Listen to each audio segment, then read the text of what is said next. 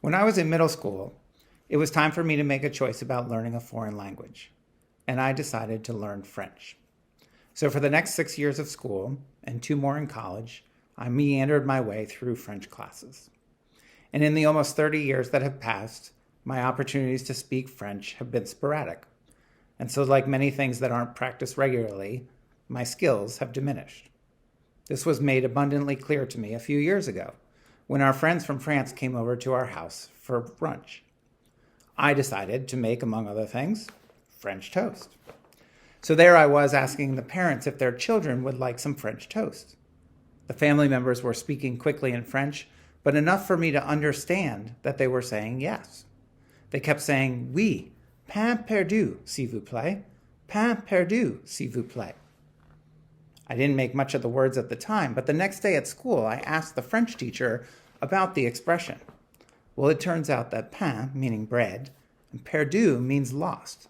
French toast literally means lost bread. French toast is made with bread that's more than a day old. In other words, with bread that is a lost cause, or less than stellar. Sort of like my ability to speak French. Well, what a wonderful translation of food, because it speaks not only to the origin behind the name and when French toast would be made, but it also highlights the custom of purchasing bread one day at a time. Bread is often the staple of our diet. We often have more than one serving a day. And in religion, we tend to talk about bread from heaven symbolically as a way to be fed by God. And with an emphasis on having enough bread for this day alone, we start to say something about our relationship to one another and to God. We're asked to trust that bread will be provided as it is needed, but not beforehand, and not with more than any of us need. Consider what that says about the God we come to know in the Bible.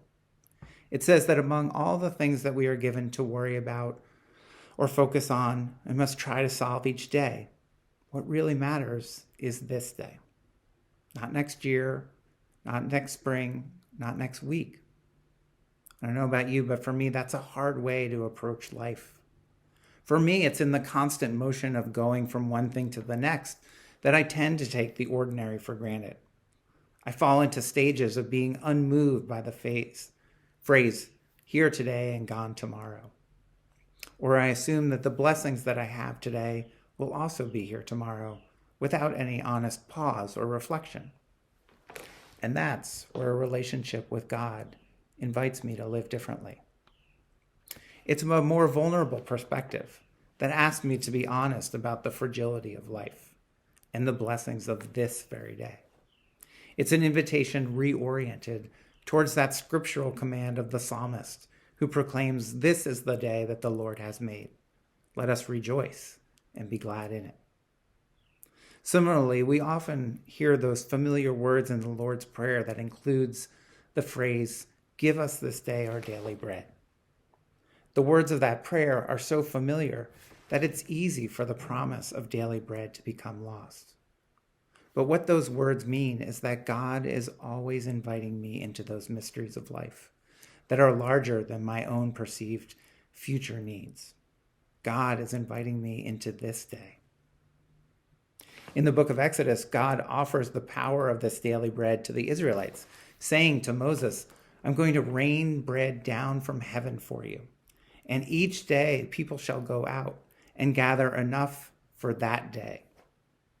Even in the midst of wilderness, where there's hunger and thirst and fear, which must have percolated on their minds each day, the message from God is clear.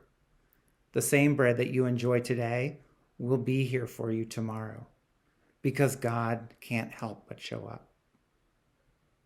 At the Last Supper with his disciples, Jesus breaks bread.